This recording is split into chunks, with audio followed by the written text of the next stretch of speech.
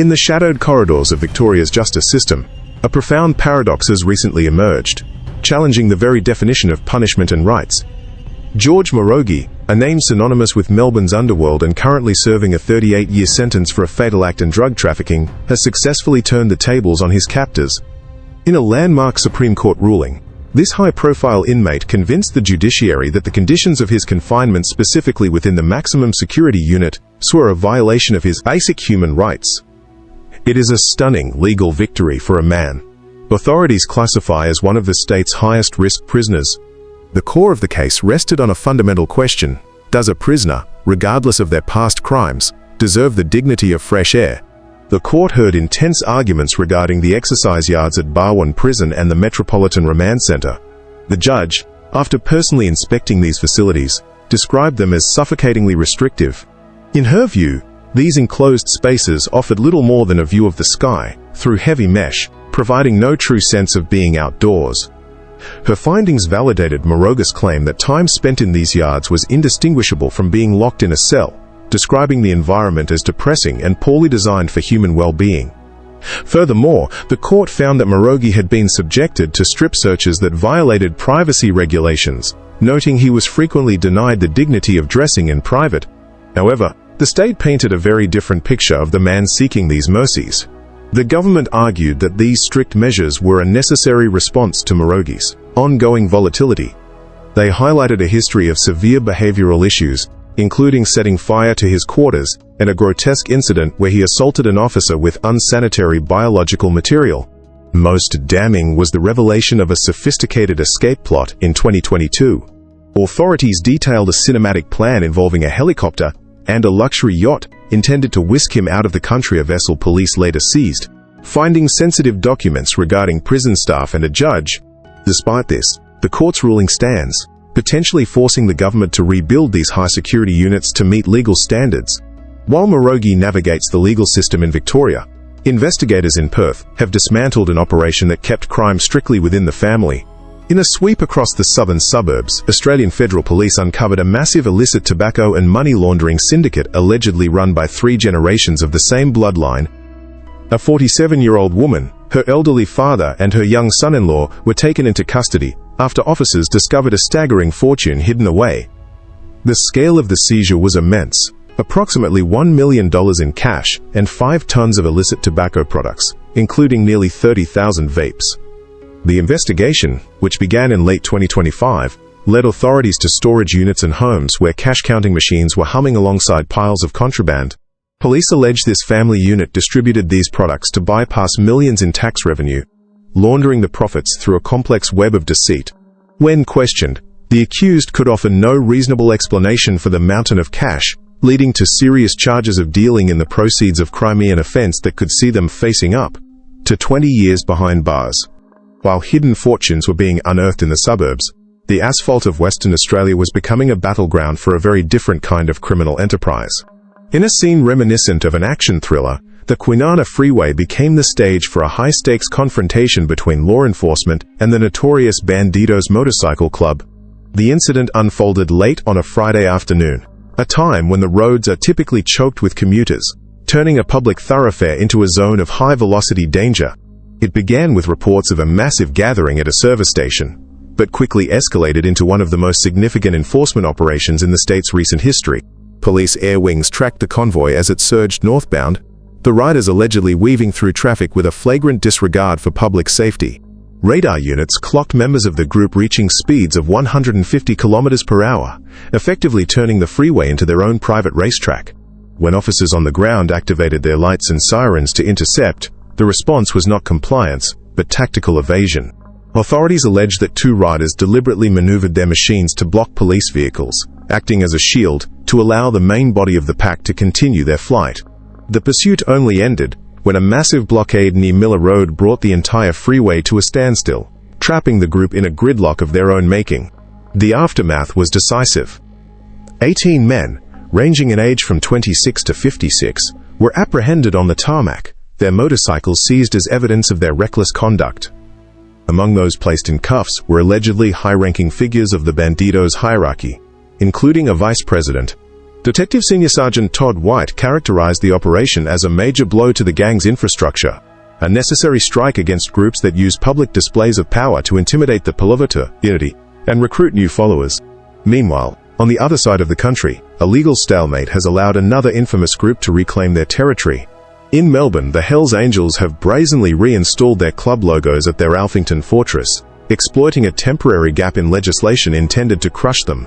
The Victorian government had passed the Criminal Organisations Control Act to ban the public display of gang insignia, the patches, flags, and the 1% symbols that serve as their badge of Ahmed Chaibar, honor. However, a bureaucratic delay means the specific regulations listing the banned clubs have not yet been finalized. Seizing upon this pause in enforcement, the club has arguably taunted authorities by raising their colors once more. Police have submitted a list of organizations to be proscribed, including the Comancheros, Rebels and Mongols, but until the ink is dry on the official registry, officers are powerless to tear the signs down. It is a calculated move, likely based on legal advice, that they face no immediate consequences. Authorities warn that this is more than just interior decorating. These symbols are potent tools for intimidation. For now, the Hells Angels signage looms over the street again, a visual reminder that the war between the state and organized crime is often fought not just on the streets, but in the fine print of the law.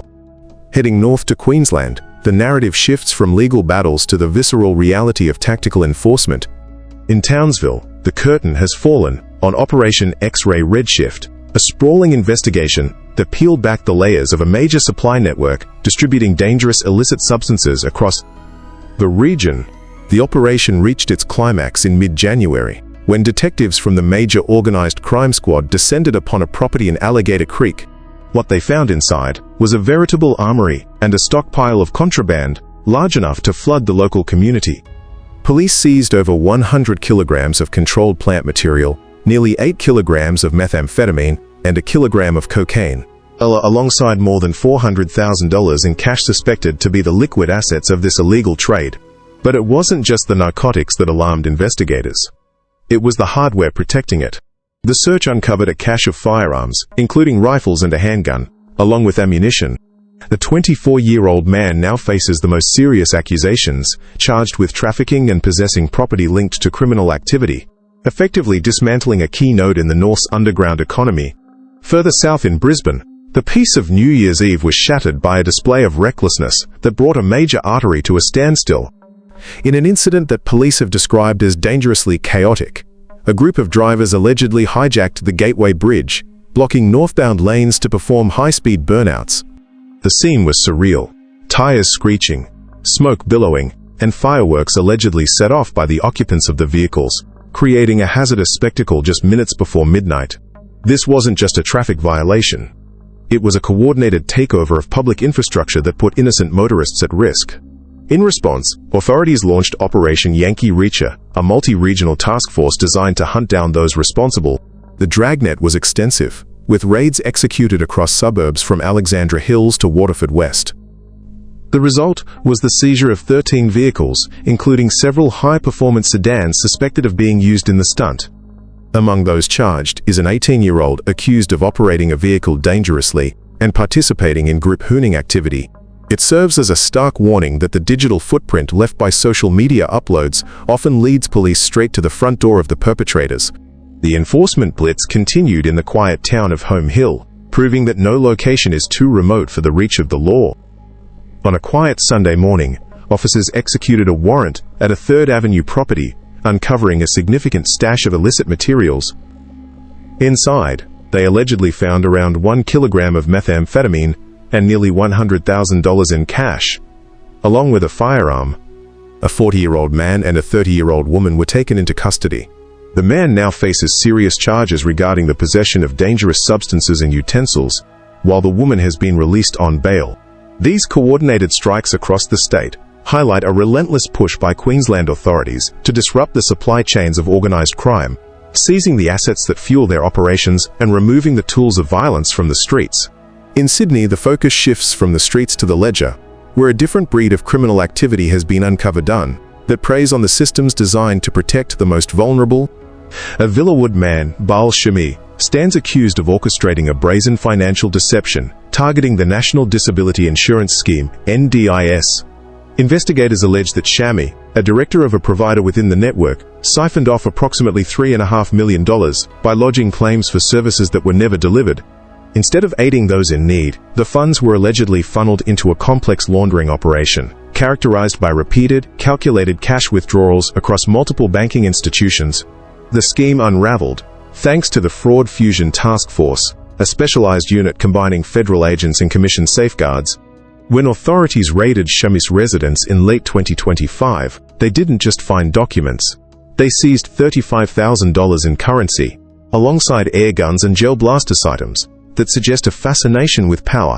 In a telling courtroom scene, the defense argued that strict bail conditions preventing Shami from using a smartphone with encrypted applications were draconian. The magistrate, however, remained unmoved. Citing the severe risk of witness interference, the accused remains barred from the industry and the country, facing a potential 4-year sentence for allegedly turning a safety net into a personal goldmine. Our final update takes us offshore to the deep waters of the Pacific, where the sheer scale of the drug trade has been laid bare in a terrifying discovery. Fijian authorities, working in concert with international agencies, intercepted a narco-submarine semi-submersible vessel designed to ghost under radar detection. Inside this stealth craft, officers discovered a staggering haul, over 2 tons of high-grade narcotics, packed into thousands of parcels. Intelligence suggests this floating fortress was destined for Australian shores, carrying a payload with a potential street value exceeding $2 billion. The interception at a wharf in Viti Levu resulted in the arrest of 6 individuals, including 4 Ecuadorian nationals found aboard the vessel and 2 local associates waiting on land. While the seizure is a massive victory for law enforcement, it also illuminates the grim reality of this transit route. These vessels are engineering marvels of the underworld, but for the crews, they are floating coffins. Authorities describe the conditions on board as a claustrophobic nightmare: extreme heat, poor ventilation, and a total lack of sanitation. Crews endure this harrowing confinement for weeks, traversing oceans in silence to deliver their illicit cargo. This operation confirms that the Pacific has become a critical corridor for South American cartels, and that the battle to protect Australian borders is being fought thousands of kilometers out at the sea, against adversaries willing to endure almost anything to make a delivery.